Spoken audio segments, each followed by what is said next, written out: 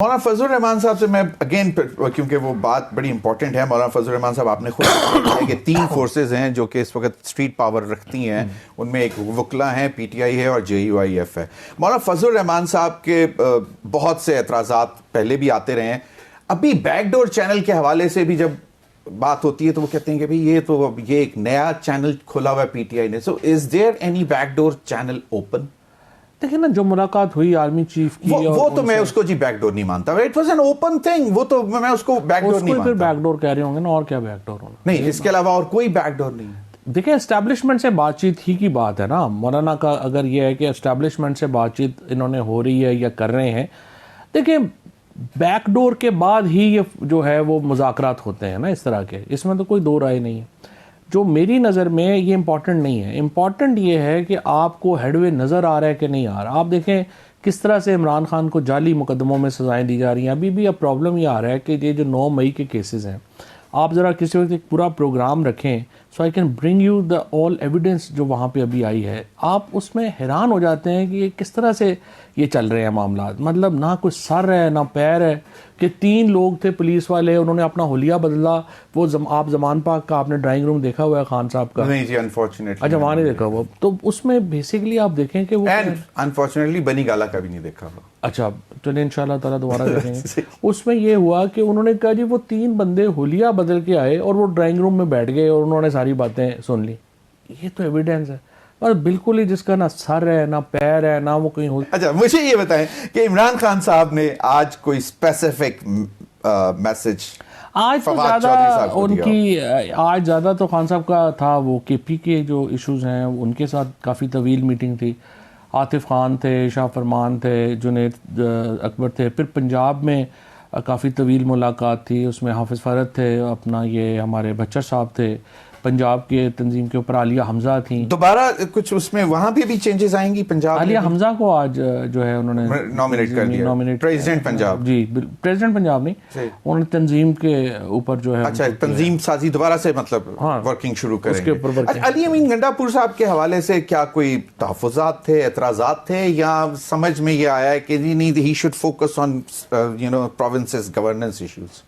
یہ ریزن ہے صرف بیکاز ان کا سٹائل ذرا تھوڑا سا وہ ایگریسو ہے. وہ ان کو مزہ آتا ہے یہ روڈ پہ چڑھے رہو, گنڈاسا پکڑ لو, بندوق پکڑ لو, لیکن جی علی امین گنڈاپور صاحب جو ہیں جو کام کر رہے ہیں, جو انہوں نے جس طرح سے اسٹیبلشمنٹ کے ساتھ جو گفتگو رہی ہے یا جس طرح سے ان کو بڑا امپورٹنٹ کام انہوں نے جو ہے وہ کیا ہے, وہ کمپلیٹ کر لیا انہوں نے.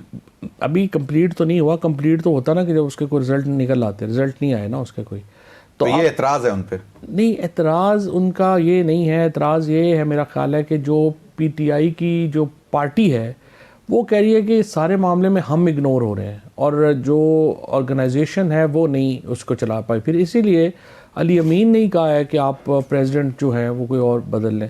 تو اب پھر انہوں نے جنید بھی بہت پرانے ورکر ہیں, جنید کو لگایا. اور obviously جنید صاحب پہ برڈن زیادہ ہو گیا. Public accounts committee is a very big task, مطلب بڑا سیریس کام جو ہوتا ہے وہاں پہ. لیکن آپ چونکہ اتنے عرصے سے دیکھ رہے ہیں حکومتوں کو کرتے, پاکستان کے اندر جب تک اختیار نہ ہونا وہ تنظیمی عہدہ خالی جو ہے وہ افیکٹو نہیں ہوتا. نہیں تو وہ اگر صرف لگ گئے توشہ خانہ کے اوپر چیزیں نکالنے پہ, وہ کہتے ہیں میں 50 سال کے توشہ خانہ, مطلب ٹھیک ہے پاسٹ اینڈ کلوز ٹرانزیکشنز ہیں نا, موو فارورڈ, موو آن. صرف عمران خان کی جو ہے وہ چلنی ہے, وہ بھی ختم ہو گیا نا. نہیں وہ تو بیل ہو گئی نا, اس میں وہ ختم ہو گیا. ہاں یہ بھی ختم ہو جائے گا نا, توشہ خانہ کا یہ جو چل رہا ہے یہ بھی ختم ہو جائے گا. تو دس از اے پولیٹیکل سلوگن کہ تانوں ہی نہیں چھڈاں گے. چھٹنا تو خیر نہیں کسی نے, اس کی وجہ وہ کہتے ہیں نا کہ I can forgive but will not forget. صحیح ہے. پرابلم ہے اس کے جو لوگوں کے 1 لاکھ سے زیادہ چھاپا پڑا ہے پنجاب میں, اور جن لوگوں کے ساتھ ظلم اور زیادتیاں ہوئی ہیں, میں تو دیکھتا ہوں نا اڈیالہ میں, کوٹ لکھپت میں, لوگوں نے لسٹیں بنائی ہوئی ہیں جنہوں نے زیادتی کی, جنہوں نے عورتوں کے ساتھ آ کے بدتمیزی کی, بچوں کے ساتھ بدتمیزی کی. دیکھیں یہ بھولے گا تو کوئی نہیں. صحیح ہے, ٹھیک ہے, یہ تو سیدھی بات ہے. یہ تو ٹھیک ہے جب تک طاقت ہے, طاقت جب بدل جائے گی پھر اس کے بعد دوسرا ہوگا. نہیں تو بھولنا نہیں, لیکن فارگیو کر دیں گے آ کے. کئی کر دیں گے, کئی نہیں کریں گے, کئی میگنانیمس ہوں گے کر دیں گے, کئی نہیں کریں گے. سیاست میں تو دل بڑا کرنا بس خان صاحب نے تو کہا ہے کہ میں کر دوں گا معاف. خان صاحب نے تو کہا ہے ہی از اے میگنانیمس مین. صحیح. انہوں نے کہا کہ ہم معاف کر دیں گے, ہمارا دل اتنا بڑا نہیں ہے. تو مذاکرات کے حوالے سے یہ تو اس وقت تک ہے نا جب تک ہم بے بس ہیں, کچھ کر نہیں سکتے, تو ہم بیٹھے ہوئے ہیں, لیکن جو زیادتیاں ہمارے ساتھ ہوئی ہم بھولیں گے تو نہیں. وہ تو نہیں, وہ تو شاید فارگیو بھی نہ کریں. مزے کی بات ہے, آپ کہہ رہے ہیں کہ خان صاحب کا دل بہت بڑا ہے, وہ معاف کر دیں گے, لیکن جو اس وقت پاور میں بیٹھے ہیں ان کو تو سب سے بڑا خوف یہ ہے, وہ تو اگلے روز کہتے ہیں جی آ گیا تھے, لو جی اسی سارے انہوں ٹانگ دے ہوئے. مطلب رانا ثناءاللہ صاحب کی آپ کیا چاہتے ہیں کہ ان کو ہم چھوڑ دیں اور اس کے بعد پھر وہ ہم سب کو ٹانگ دیں؟ دیکھیں بات یہ ہے کہ آپ نے سوسائٹی کو ڈیوائیڈ کر دیا اوپر سے لے کے نیچے تک. اس کو کیسے برج کریں گے, ختم کیسے اس کو برج کرنے کے لیے ایک بڑی سیریس ایفرٹ چاہیے, اور وہ سیریس ایفرٹ حکومت کی طرف سے نظر نہیں آ رہی. آپ دیکھیں ابھی بھی وہی ہے, چھاپے پکڑ لو مار لو. آج وہ میجر طاہر صادق صاحب کی جو چھوٹی بیٹی ہیں, اب دیکھیے ان کا پالیٹکس سے کوئی تعلق نہیں ہے, ان کو اریسٹ کر لیا. اب ٹھیک ہے میجر طاہر صادق صاحب اس وقت ہیں, لیکن وہ بڑے گھر کے آدمی ہیں, بڑا آدمی ہے, کتنے بھولے گا پتہ نہیں. but the thing is that کہ یہ تلخیاں ان کو کم کیسے کرنا ہے, تلخیاں جنہوں نے کم کرنی ہے, حکومت تو سارا الزام جو ہے وہ ڈالتی ہے سوشل میڈیا پہ, اور سوشل میڈیا میں you are very powerful, your PTI is very strong, وہ کہتے ہیں کہ جی وہاں سے شروع ہوتی ہیں چیزیں تو پھر وہ تلخیاں بڑھتی جاتی ہیں. پہلے جو ان لوگوں کو پکڑا ہے, مارا ہے, بربریت فسطائیت کا مظاہرہ کیا ہے, سوشل میڈیا بھی ہے. سچی بات تو یہ ہے کہ ان تلخیوں کی وجہ سے تلخ ہے نا. اگر ایک اوور آل سوسائٹی میں آپ لے کے آتے ہیں, جلتی پہ تیل چھڑک رہا ہے نا اس وقت, اس کو کیسے کنٹرول کیا؟ لیکن اس میں بھی 2-3 گروپس ہیں. ایک تو گروپس ہیں جو سیپریٹسٹ کے گروپس ہیں, سیپریٹسٹ جو چاہتے ہیں پاکستان میں تلخیاں بڑھیں, وہ تو چاہتے ہیں معاملات اور خراب ہوں. یہ ٹائپ لوگ جو باتیں کرتے ہیں, چیزیں بناتے ہیں, پیسے بھی بنا رہے ہیں, اور وہ پاکستان میں اس طرح نفرتیں بڑھانے میں بھی لگے ہوئے ہیں, اداروں کے خلاف نفرتیں بڑھانے میں لگے ہوئے ہیں. پھر دوسرا گروپ ہے جو براہ راست ذاتیوں کا نشانہ بنا ہے, وہ اپنی ذاتیوں کا بدلہ لے رہا ہے, وہ سپریڈ کر رہا ہے. اور ایک تیسرا گروپ ہے جو کہ یہ سمجھتا ہے کہ جو اس وقت حالات ہیں اس میں میرے پیسے بن رہے ہیں, کیونکہ ایک اکانومی آپ نے کریٹ کر دی ہے کرٹیسزم کے اوپر. تو یہ 3 ڈفرینٹ گروپ ہیں, اور ان تینوں کو اس طرح سے ٹیکل کرنے کی ضرورت ہے, جو کہ ظاہر ہے کہ ہو نہیں رہا. یہاں تو یہی ہے کہ بس جو بھی بات کرے اس کو پکڑ لو, اٹھا لو, جیل میں ڈال دو, کر دو, ٹرائل کر دو.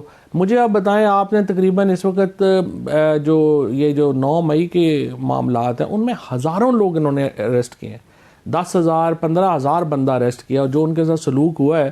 مجھے بتائیں آپ 15,000 کو ذرا دیکھ لینا کہ ایک فیملی میں اگر 8-8 10-10 لوگ بھی ہیں تو وہ فیملیز ڈائریکٹ افیکٹ ہو گئی ہے.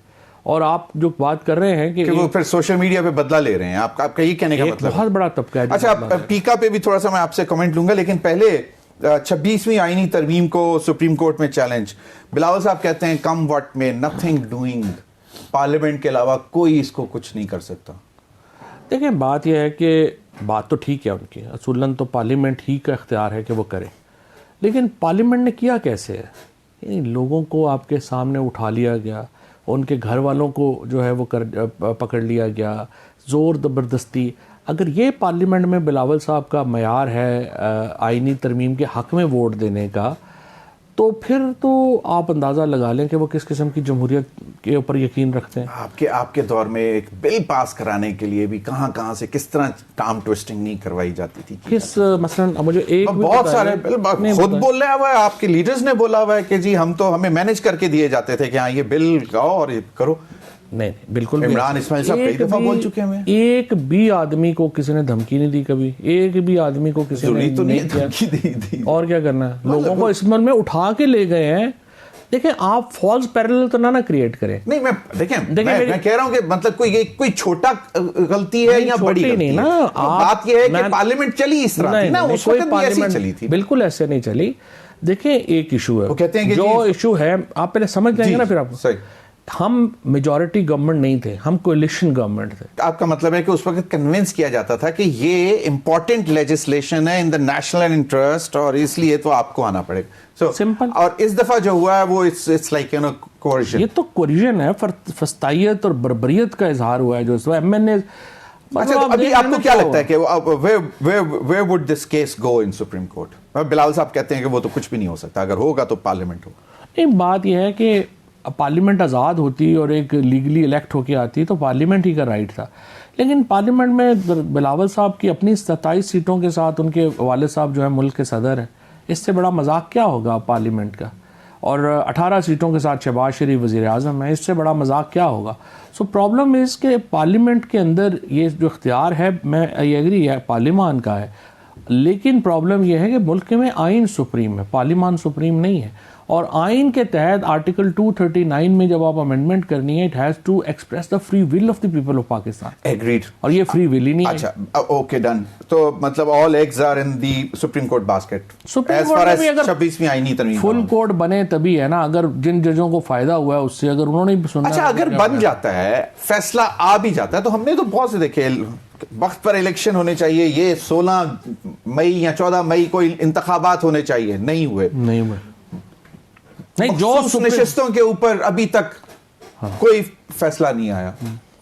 تو یہ سے تو میں آپ کو بتاتا ہوں جو آپ کہہ رہے ہیں کہ نہیں، تو پھر اس کا مطلب اگر آپ کہہ رہے ہیں کہ پارلیمنٹ پاورفل نہیں ہے، پارلیمنٹ کچھ بھی نہیں کرنے دیتی سپریم کورٹ کے فیصلہ آنے کے بعد، تو پھر میں آپ سے عرض یہی کر رہا ہوں کہ میں نے جب آپ کو کہا کہ ججوں کی یہ حالت ہے، آپ نے کہا یہ نہ کہیں. نہیں، بات یہ ہے کہ ایک سپریم کورٹ کی ایک مطلب اگر ساکھ ہے تو اس کو رہنا تو چاہیے نا. مجھے آپ بتائیں کیا ابھی آپ نے جو بتائی ہیں باتیں، اس کے جو سپریم کورٹ اپنے ہائی کورٹ کے ججز کا تحفظ نہیں کر سکی، جو سپریم کورٹ اپنے اینٹی ٹیررزم کے ججز کا تحفظ نہیں کر سکی، ان کی کورٹ کے اوپر فائرنگ ہو گئی، ان کے لوگوں کو گھروں سے اٹھا لیا گیا، سپریم کورٹ خاموش رہی، ہائی کورٹ خاموش رہی. اب اس کی وجہ سے آج سپریم کورٹ کی کیا حیثیت رہ گئی ہے؟ پرابلم یہ ہے کہ ادارے جب تک اپنا کام نہیں کریں گے، آئین کو اس وقت پرابلم کیا ہے پاکستان کا؟ پرابلم پاکستان کا یہ ہے کہ جو ہمارے آئین کے فنڈامنٹل رائٹس کا چیپٹر ہے وہ سسپینڈ پر ہوا پڑا ہے. اور جب تک وہ بحال نہیں ہوتا تو نہ سپریم کورٹ فنکشنل ہے، نہ پاکستان کے عوام کے حقوق فنکشنل ہے، نہ پارلیمان فنکشنل ہے.